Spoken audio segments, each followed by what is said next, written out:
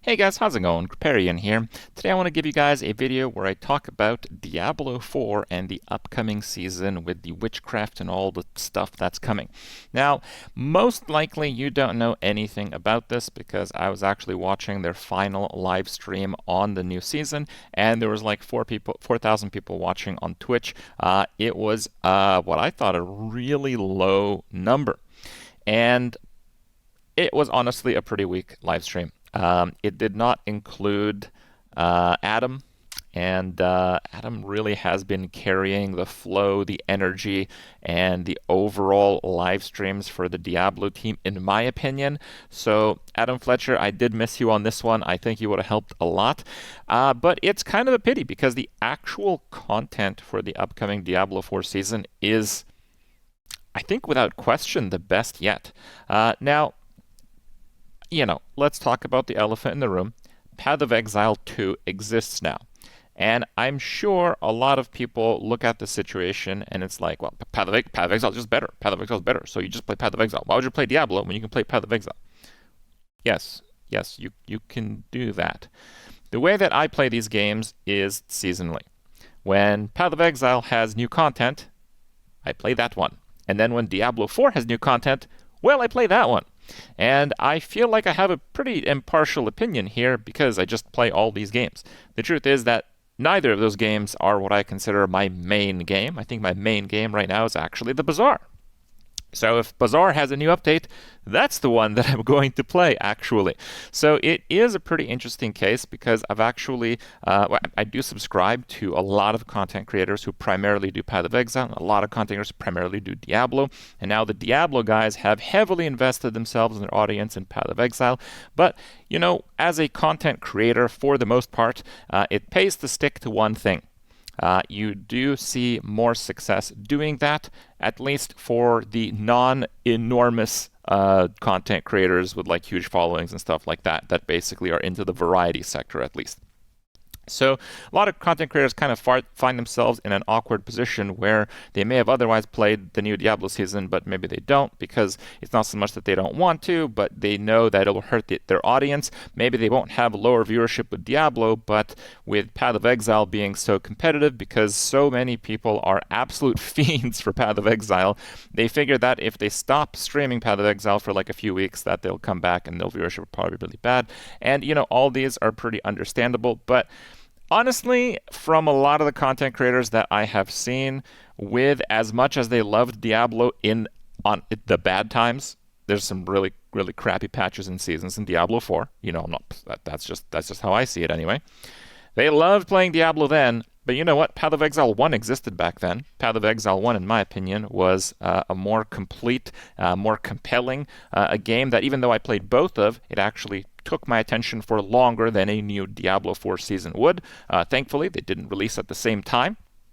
And now with Path of Exile 2, honestly, I think Path of Exile 2 is less of a complete game than Path of Exile 1 is, but it has that newness, the freshness, it still has the hype and all that.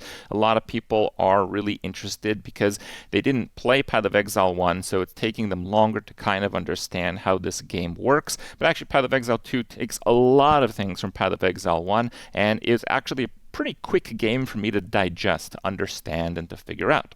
And honestly, I feel that I have. I'll still continue to play Path of Exile 2, but, I want a good patch. Give me a good patch. Play Path of Exile 2. Maybe like a new character. They do like a new season or something. I'm in. But right now, it's Diablo's turn. So what do we have for Diablo? So we have the season of Witchcraft. And actually, it is, in my opinion, a fantastic season. Like I said at the start of it, I think it's their best season yet. So what do they have? So they have a lot of different mechanics. One of the things is kind of like a zone takeover. Now, they had this in the season with like vampire powers. They basically have that, except it's not one zone that is taken over at any given time. It is 3. And this makes it so if that is the content that you love playing most, you can actually do it all of the time. And I think that is awesome, because that was the main issue with the Vampire Zone. The Vampire Takeover was pretty good. You do kind of like, the quest, you do like the boss maybe once, and then you kind of just had to do something else for like, half an hour, 40 minutes if you wanted to play continuously. So that looks pretty good. I can't speak for how fun it will be. The PTR had a pretty crude version of a lot of things, and a lot of things have been changed, rebalanced, and all that since, so I don't actually know. I imagine it will be pretty fun to play the zones, and if it's not, well, there's a lot of other stuff for the seasons as well. They have monster takeovers, like there's like headless monsters, and like some elites are like super juiced, and they have several new bosses, which is good. Actually, Diablo 4 has actually struggled to add meaningful and challenging and cool content, and I feel that's pretty good. Pretty good. Now, the real thing that has me excited are the new powers. So there's kind of these like new witch powers. It is, again, similar to like the vampiric powers that we had, several seasons back. Honestly, I think the vampiric powers is really good, but in the upcoming season, they are way better. So let's talk about that real quick. I have here on Mobalytics just kind of give you guys a little bit of a showcase on how it works. So basically, you get one of these, I don't know what they're called. They're like the red powers. So there's 4 different power types, and you basically pick one of the types as your like big power. So you get 1 big power, and you get 5 small powers. And the small powers, they've actually rebalanced them since the PTR, and honestly, they look pretty tough to pick. It's not like, oh, this one gives you damage, and then this one gives you more damage, so obviously you pick the one that gives you more damage. Well, even like the minion, like the frog is like 400% weapon damage. You might see players that aren't playing minion builds use like the frog. I would say they're actually pretty competitive. I don't know which ones are the best ones, which honestly for Diablo is kind of a new feeling. Usually I do know which ones are pretty clearly the best ones. In this case, I don't. They have a lot of synergies between them, so you can use Aura of Siphoning, and you can use Aura Specialization, which gives you a larger aura and an extra effect on it. It has Grow, and these powers also have threshold mechanics. So Grow at rank 11, your servants, minions, and companions gain 100% crit chance while enraged. And you basically get the enrage, I believe, if you use an ultimate skill. So it's a completely different skill if you level it to a certain threshold. It's not like this skill is 10% better when you get it to rank 15. It's none of that crap. Actually meaningful change, because when you activate the critical chance, if you can maintain that the full time, well, you have a completely different character that you're playing suddenly. So very, very cool. And then we have things like Breath of the Coven, which rewards you for diversifying the different skills, and it's a big reward. At rank 8, 40% lucky hit, that's insane, right? But they have also another mechanic. They have a new gem system, so these powers have their own gems. And it's kind of like the malignant gems, but again, I think it's a lot better, because, I don't know which one's the best, right? Like I have Friend of the Bog, I think this is one of the best gems. 10% primary stat, 10% max life, and you're always unhindered, so that's really, really good. But you need to have 3 or more growth and decay witch powers slotted.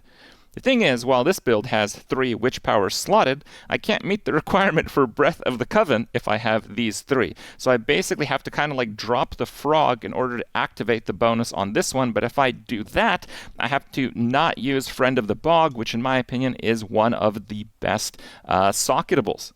So it's one of these cases where like I just don't know which one is the best. And it's combining basically the best of what was the Malignant Gem system in that season with the vampiric powers, but the vampiric powers themselves are just way cooler. There's like significant synergy between them, and they tie into the gem system. And some of these gems have to do with like ultimate skills. So they're hugely revamping ultimate skills. So, items that actually affected your ultimate skills are going to be really good next season. One new mechanic for ultimate skills, which I think is really clever. In last season, they basically gave you ranks to ultimates, which is like, hey, just a little bit more damage, a little bit lower cooldown, whatever.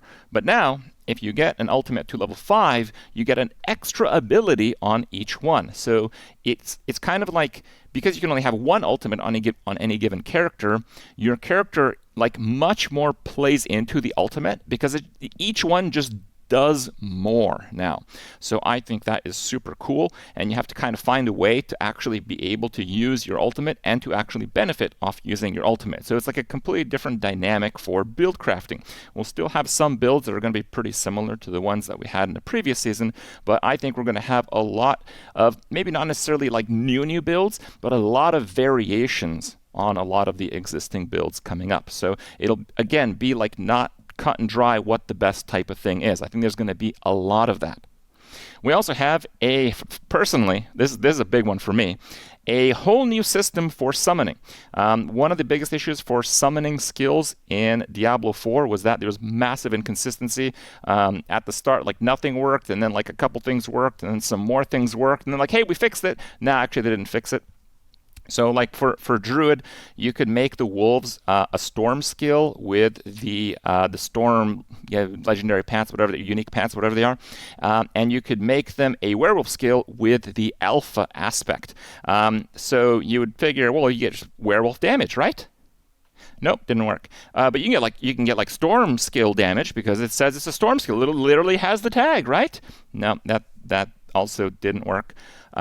But at least like they just did lightning damage, and your damage, kind of went through. Actually, some of that did work, but some of that didn't work. So it was just a mess. So they basically went back. It was one of the biggest issues, at least from the part of the game that I play, and they redid it. So how do they redo it? Summoning damage is player damage first. Okay, that's how they redid it. So like if you take a skill like Landslide, first the player does it. That's the first category. And then it's Earth category and Core category and Nature Magic. And now a skill like Wolves, it's first player damage. So anything that is you or your damage or you gain this, it applies to the Wolves because the Wolves is now player damage.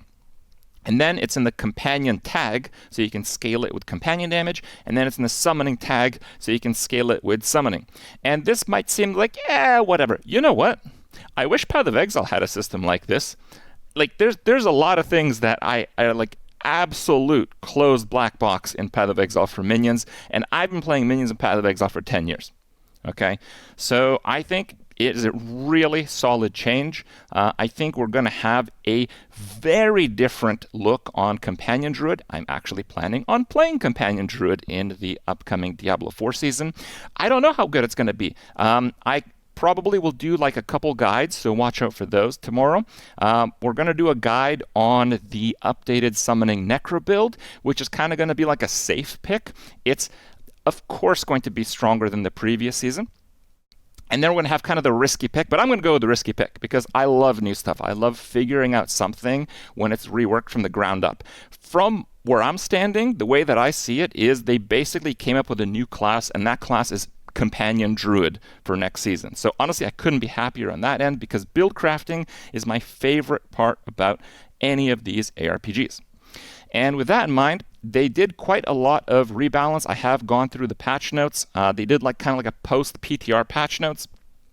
And honestly, even that looks pretty good. Now, I still think that things are going to be wildly imbalanced, as they typically have been in the history of Diablo 4. But I think from what I can tell, it looks like it's going to be one of the most balanced seasons ever, where the highest pit tier of 150 will actually be a meaningful challenge to achieve, rather than just like being Spiritborn. Are you Spiritborn? Congratulations on pit 150, right? So none of that. People getting to those tier are going to have to work really, really hard and play really, really well. I think it's going to be achievable, and maybe by a few builds. But one of the things that they did in the last season when they launched the new expansion and Spiritborn, they kind of clawed back difficulty quite a lot. They kind of clawed back like the ease of the game quite a lot. It was a lot more difficult. And they made it so a huge amount of builds couldn't actually do pit 100. And the reason that was significant is because you needed to do pit 100 actually max level your glyphs. Couldn't do them pit 100, that was a real problem. You could maybe get away with it like spamming pit 90s like crazy, but that was not really realistic. Like if you couldn't do pit 100, doing a pit 90 was an absolute slog, right? So what I feel they're really doing here with buffing a lot of the weaker builds and weaker mechanics and the updated ultimates, introducing the new witch powers and the new witch gems, it really does put kind of the mid-tier of builds up to that like pit tier 100 threshold, which is where you want it, right? You want almost all decent builds to be able to actually get to that point where they max out their glyphs. You want it to be difficult, but you want them to actually be able to do that, not force them to group with an overpowered class. So actually looks like that has been pretty carefully orchestrated, and I think it will work out. And again, I also feel like the Pit 150s are going to be super aspirational for very, very few players.